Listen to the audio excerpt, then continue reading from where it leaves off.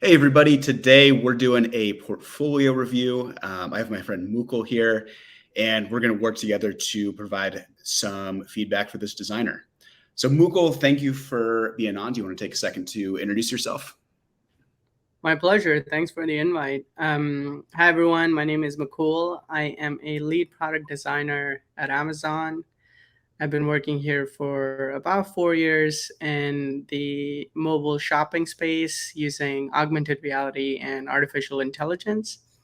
Before that, I was working at a startup that was building the metaverse before everybody was talking about the metaverse.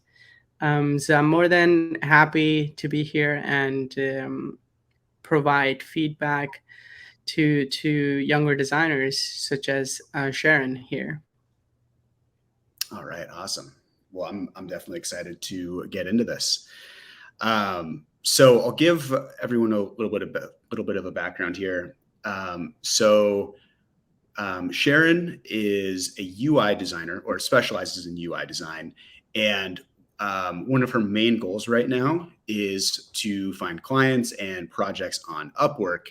But she mentioned that she wasn't getting as much like interest as she wanted to on the platform. Like getting interviews has been a little bit of a challenge. So, our main goal with this review is to help her to get more clients on Upwork. Awesome. So, um, I guess what I'll start with is I'll just do a quick scroll through of her homepage here, and we'll start giving some of the main pieces of feedback that would be most helpful for in the context of finding clients. So go through. She has her intro section here. Quick blurb about um, her expertise and what she enjoys,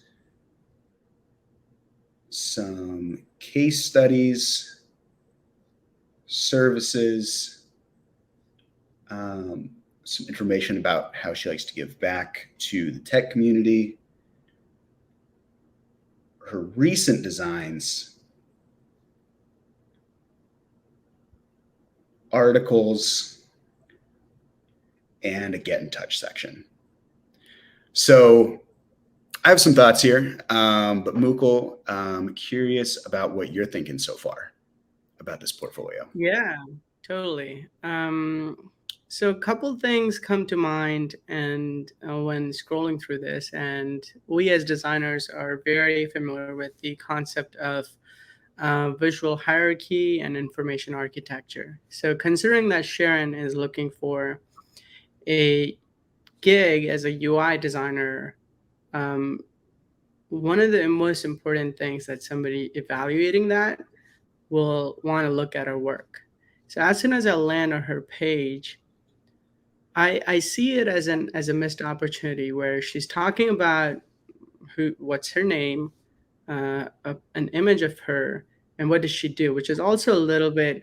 I don't like when people try to try to present themselves as a Swiss Army knife, which is she's saying she's a product designer who can do research, UX, and UI design. Mhm. So all that part seems like a missed opportunity. I think what Sharon should be doing is presenting her strongest work at the very top of the page. So looking through her work, I looked at the four case studies that she presented, and then below that is the recent work that she's been doing. In my perspective, the recent designs are much stronger. The thumbnails for the recent designs seem visually more appealing. I would have liked to see the background of the thumbnails be a little bit more poppy. So I do see that in that Nike design for Nike, the background does have a gradient versus the other thumbnails don't have a gradient. Just an observation, but I would put all of these recent designs, blow them up, even make them full screen if you have to, or I guess full width, and that should be front and center. Let your client be roped into what you're trying to show, which is your work, and then and the bottom of this. bottom of that, or even a separate page, you can talk about who you are, what do you do, and how to contact you. I don't know if I saw a link to contact this person Mhm. anywhere on the page. Get in touch. Okay. I was thinking So about that LinkedIn. that so when you click on get in touch, I assume that's going to open email somewhere, or I guess Uh, an email contact form. right. Yeah. Looks like. Yep. So we got the email contact form that opens. Yeah. So I would just ditch that because you're a new designer. I would just put your email address there. You're not concerned about people spamming you, and you're not at a stage where you're getting like 100 emails a day and you have to sort through those. So I would just Mhm. put your email front and center, even at the very top. It's like contact me at this email address, show all the work, and then you can talk about your skills, which is the services portion that you were talking about, and then finally the mentorship part and the authored articles are like nice to have, Mhm. um, but it's up to you. I would almost keep them as like a one liner or a very small section, because somebody who's hiring you in Upwork is not too concerned about those things. What they're concerned about is whether you can deliver in a timely manner. So those would be kind of my initial thoughts. Right. Yeah. I would definitely agree with that. Yeah. I think maybe moving like the author articles and like her stuff on mentorship, uh, possibly into this about tab could be Yeah, good there. yeah, Um, but yeah, definitely agree with what you were saying about just like displaying that work front and center. Um, and it definitely seems like her skills in UI have gotten much better recently, and it definitely seems pretty clear to me that the skills displayed here in the recent work are um, quite a bit better than the skills displayed in the case studies, which I think could potentially be hurting if a client is looking at this because um, I think clients would definitely be very interested in this recent work, but it's being hidden down towards the bottom of this page. yeah, totally. I would agree with that. Another comment would be if she still wants to keep the case studies up there, then I would just redesign the thumbnails. So right now the thumbnails have like devices that are out of date. They're, I believe, iPhone 12 or maybe 11. I would put iPhone 14 or I guess 15 Pros there in the mockups.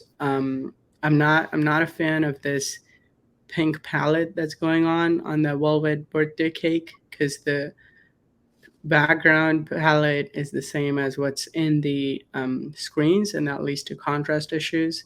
So if you still want to use these case studies, I would make the visuals a lot more appealing to the level that you have down below in the recent designs.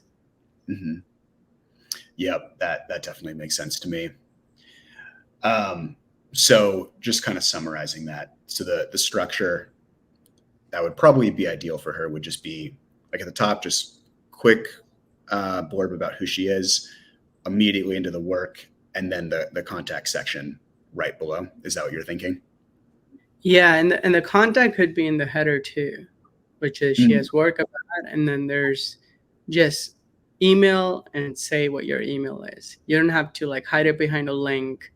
You want people to contact you, right? Like that is more priority, is higher priority than the work.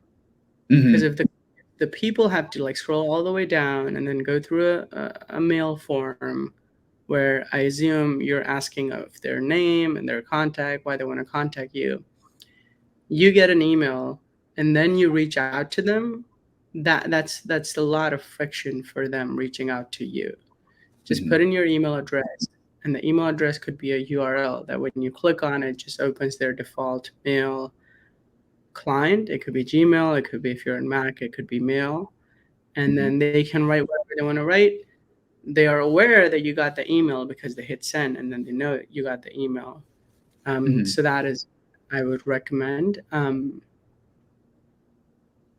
Yeah. Right. Yeah, that makes sense. Now, one thing that I've recommended to other designers in the past is trying to add some information to this the top like hero section here about some results that they've gotten for past clients. Um, I'm curious, what do you think about doing that here, especially in this context of like finding work on Upwork? You could totally do that. The results, if they are pretty good in terms of either revenue, user signups, reducing churn, like those are kind of the three main things that businesses think about. Uh, Mhm. if if the results are one of those three, it's great to show that upfront. One way to do that would be maybe show one or two pieces of your work and then have a gap and there show the results, Mm. almost like testimonials, right? Mhm. And then continue showing the rest of your work. So you're very quickly helping the client decide and understand that you're good at the UI work, and hopefully you're good at the UX work as well. But then the results, as soon as they scroll down, the results are there. If you can figure out that the results are maybe a little bit peaking above the fold as a way to progress, as a way to indicate continuation for the customer to scroll down, Mhm. that's great. But results are not the first thing a client is going to want to know. They're going to want to Mm. know if you're even in the same category of people that they're looking for to work. Like, what if they're looking for all web work and all you have done is mobile work, Mhm. right? Then there's no point on what results did you get because they're looking for somebody who's done web work before or is good at web work. So it's better to just like tease the work, show some results, and then continue showing the work if that's how you want to do it. Mhm. That makes sense. And one thing that I've noticed, this is specifically in the context of Upwork, um, reviews from other clients are visible to potential new clients that might be hiring you.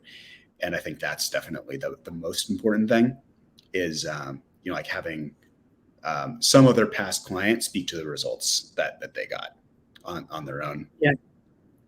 Yeah, so if you have testimonials, like load them up. Maybe put the results as like a separator between the work and then show maybe two or three more screenshots and then put some testimonials. So you're Mhm. kind of like showing the work and the results, showing the work and then testimonials, showing the work. And I guess that's it because your contact is already at the very top. Mhm. Um, I would add like a one liner somewhere like what do you do, right? So you could say UI designer for early stage startups, or Mhm. UI designer for SaaS startups, or UI designer for web or mobile. Mhm. If you just put UI designer, it becomes very generic, and Yeah. then you're like not catering to anybody.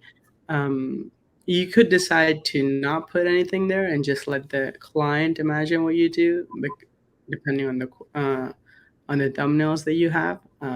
That could be another path you go. Mhm. Yeah, that definitely makes sense to me. Can completely agree there. Um, so she has these case studies as well. How about we take a look at one of these? Let's dig And into them. all right. So it looks like most of these are mini case studies or just a landing page project. So I think doing this picnic app is going to be a good one to give some feedback on. It seems like that's a most full case study. Yeah. And so we were linked from her portfolio over to a Behance page to Yeah. to see this case study. Um, N- Not a I know big fan of that. Not yeah, a. yeah, It's that like imagine the user experience of your client. right? Like you don't want them to hop between multiple sites and then remember where you were. Like for example, if I want to go to your portfolio homepage right now from here, I don't have a way to do that on your website. I can click the back button on the Chrome UI, but that's kind of like a separate from what your website should be about.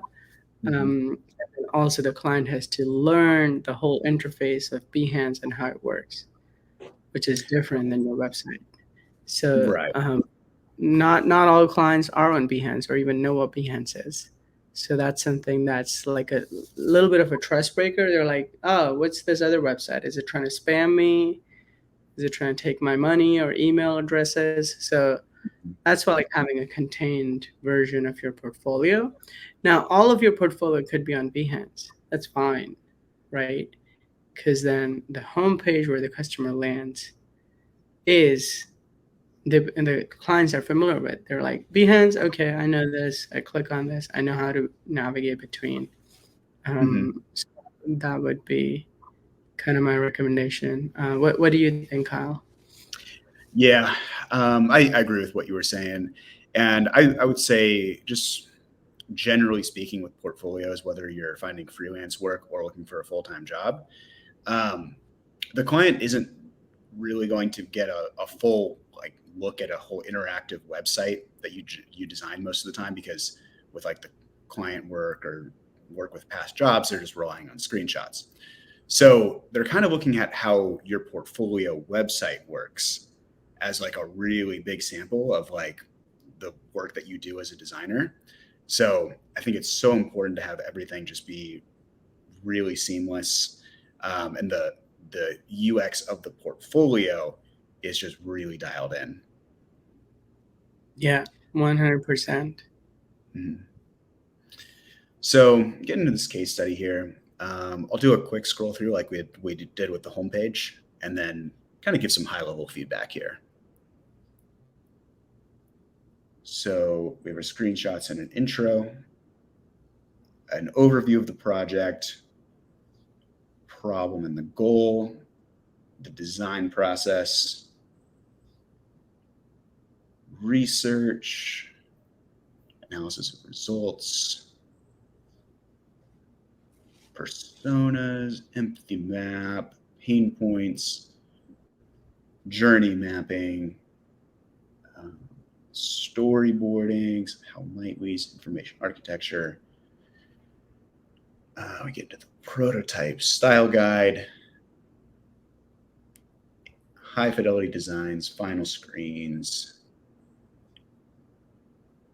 takeaways, and next steps. So, what are some of your first thoughts? Just taking a quick scan through. And by the way, I think providing our thoughts on the scan through are probably most important here, because a client looking at this is probably going to be doing a scan through, kind of like what we were just doing here, and it's more unlikely that they're going to be reading the whole case study. Yeah, totally. As our attention spans get smaller and smaller, people are or clients are going to spend less time reading what you write.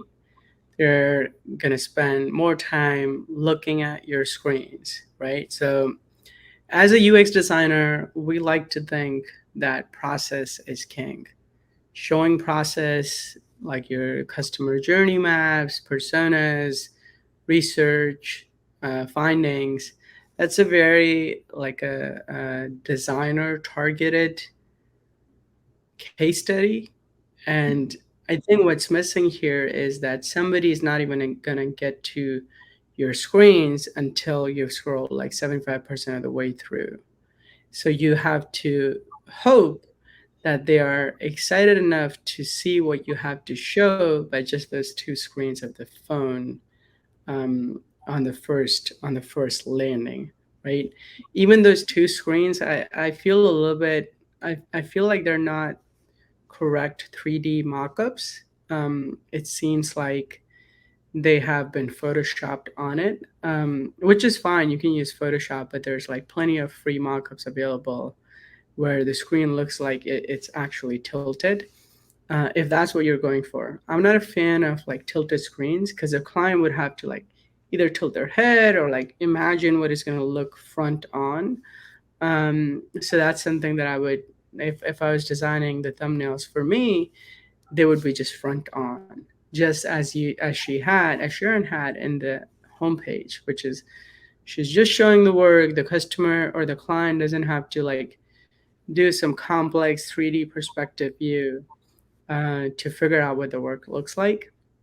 So I like to think about portfolio case studies as you're telling a story, and all good stories don't talk about the process a lot. They talk about challenges, right? So as we've all been enamored by a protagonist going through like ups and downs of their lives, facing challenges, and we cheer them on when they overcome those challenges.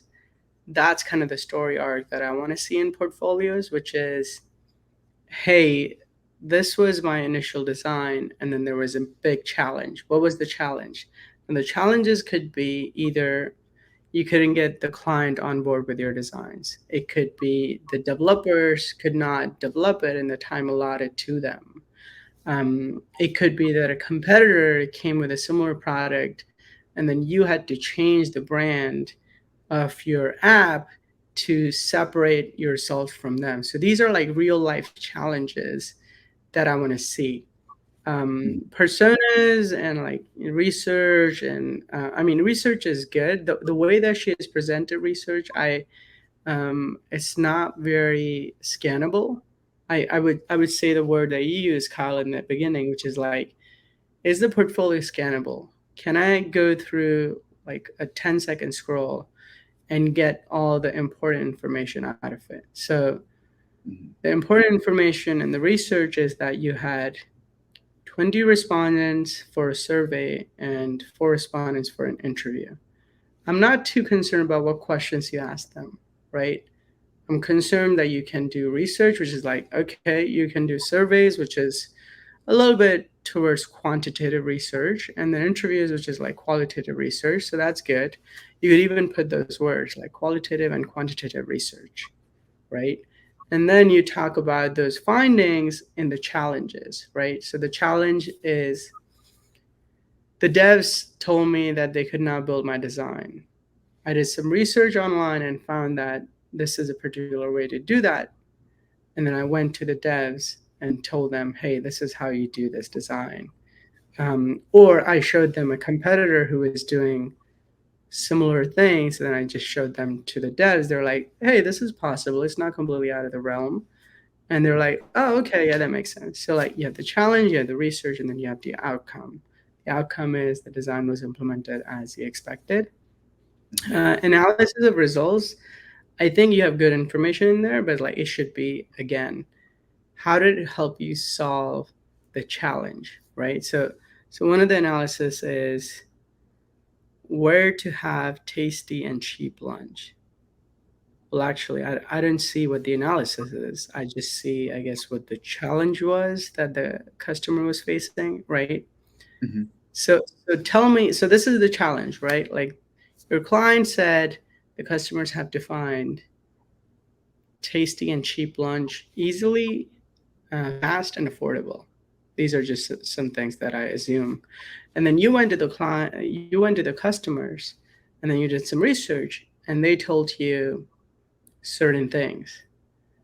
And those results, then you incorporate them into the design to make a brand new, amazing design. That's kind of how I would frame the story of a case study. That definitely makes sense. Now, I'm curious. Do you think that since she is specializing in UI design, if the structure of a case study would kind of change for that? Yes, I would believe so. So it's another thing. It's like she wants jobs in UI design, but what she's showing me is UX process, Mm-hmm. right? So if I was an identity, if I was looking at her like identity design, brand design, it's not consistent, right? Like if Mhm. it's about UI design, it should all be about UI design, which is just show the work. And I like that she has the style guides, but they kind of get lost. Like overall, I see a lot more text and like small thumbnails. So even in the onboarding thumbnail that she has, if you scroll down, you will see some screens, and then you see so here, let's say for example, hi-fi prototypes. I'll have to squint to see what's happening on the screen. And that should not be the case. Like these should be blown up, even if you have to crop them like a little bit outside the screen, that's fine. Or you can show like, for example, here I see there's the onboarding, which is the first three screens. I zoom. There's the search part and discovery of new destinations. And then there's it might be the trips that you have saved. That might be the second screen on the second row. So those are like three primary things that I would share with a client that I Mhm. can do onboarding, I can do search categorization and discovery, and then I can also do recall, which is like how is the customer that keeps coming back to the experience, what are they looking for? And then just Mm. separate them, blow them up, show them front and center what those screens look like. Right. That makes sense. And then would you say maybe just doing like shorter sections of text for each thing that she's explaining would make more sense here because it is a more UI focused portfolio?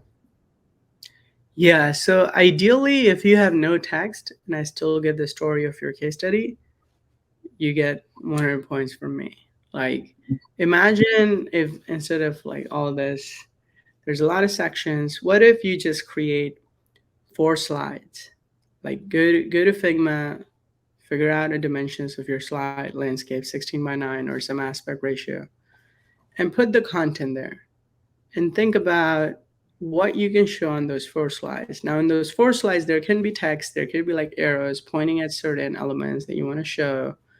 There could be small shapes like dot grid pattern, texture, gradient, all those things.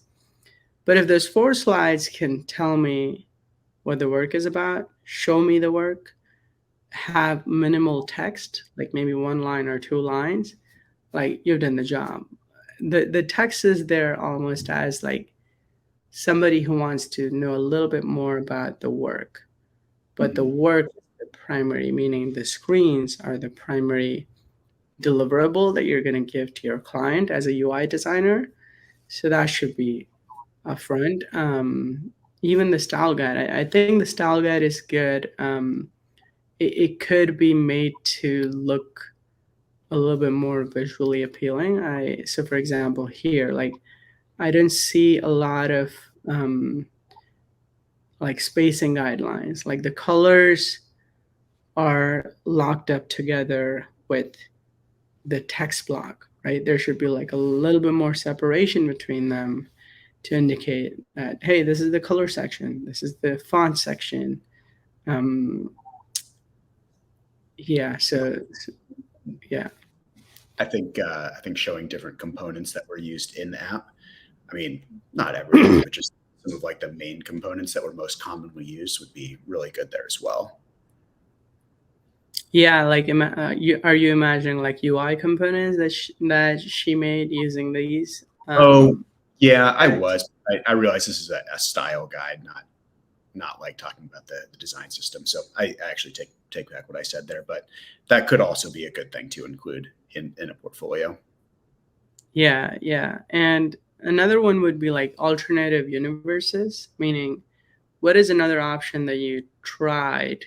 So it's kind of like bland. Well, it's kind of like what's out there. What's the North Star that is just completely unrealistic to implement right now, but it's imagining a future where it's just next level. Like that's one idea. Another is just different information hierarchy, visual style that you pitched to the client, and for some reason it didn't get into the final product, it's good to have that in the back pocket. You don't necessarily have to show it here. Um, if you show it here, then you might have to spend.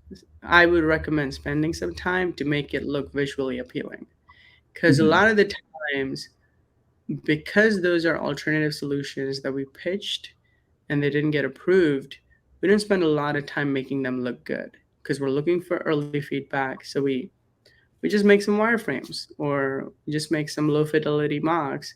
We share them with the client. The client is like, not this direction. Hmm. If you share those here, then imagine and make them as good as your actual work. Like go back into the Figma file, make them look good. And this is a thing that I've seen a lot of younger designers do is like they show the work that was implemented, even if it doesn't look good, right? Because they want to show the work that was the final result. What I would suggest is like consider the best possible visual design you can do. Show that, and then show, by the way, because of certain constraints, this is what was implemented. So a client at least knows what you're capable of. And then, okay, and then there's a story there, which is like you're also capable of making concessions and pros and cons to like get to something that is shippable in the time that you were given. Yeah, definitely. Yeah, I completely agree with what you were saying. I think this is really good feedback. So, yeah, I think overall, just implementing some of these changes in the portfolio could really make a big difference for um, just getting more clients, either on Upwork, wherever you're looking for clients, or like even finding full time jobs. I think this could really apply to just about anything there. Yeah, So, totally. yeah. So before we wrap this up, Mukul, did you have anything else to add? No, pretty much you've got great work. You need to move it around to like make it more visible to the client. That's kind of my some one line summary for this. Hmm. Yeah, yeah, completely agree. Yeah, I think once your latest like UI skills are really shown off properly on that portfolio, I think it's going to be just a massive game changer in finding clients and getting really good, high quality jobs on Upwork. Yeah, yeah. And another one would be is if you're not getting jobs in like the first 10 days, 20 days, don't get discouraged. Look for friends who want some design help and then Mhm. go and do some design work for them. It might be, I don't like to say free work because not everybody has the luxury to do free work. But that can be something that's real world experience with real results that you can then add to your portfolio, Mhm. um, and also help a friend out. So that's Yeah, always good to do. absolutely. Yeah, those can make for great case studies. Yeah. So, yeah, Mukul, thank you very much for being on here and helping me give some feedback here. My pleasure. Thanks for the invite. And I hope Sharon goes on to do great and amazing things in the future. Yeah, same here. So, Sharon, thank you very much for reaching out to me and sharing the portfolio. I hope that's really helpful. So, everybody, thank you for watching, and we'll see you next time. Before you go, I just wanted to let you know that I am now offering one on one coaching for beginner UI UX designers. This coaching is meant to help you with any of the wide variety of challenges that you could be facing as a beginner looking to get into the industry as a full time designer or a freelancer. I've been through many of those challenges myself. So if that's something that interests you, please email me at kyletorresdesign@gmail.com and I'll give you some more information. I'm keeping the price very low to start out with because this is a new offering. So I hope to hear from you soon and have a great day.